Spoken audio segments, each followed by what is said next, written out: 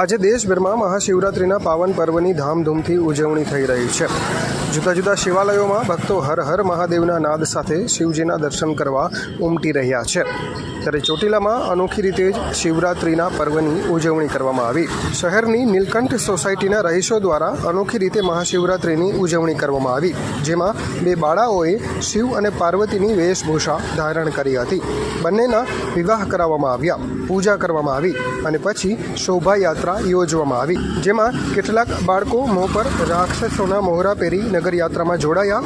સ્થાનિકો અને બાળકો સાથે નીકળેલી શિવ પાર્વતીની શોભાયાત્રા ચોટીલામાં આકર્ષણનું કેન્દ્ર બની હતી। લઘુભાઈ દાધલનો અહેવાલ, ચોટીલા।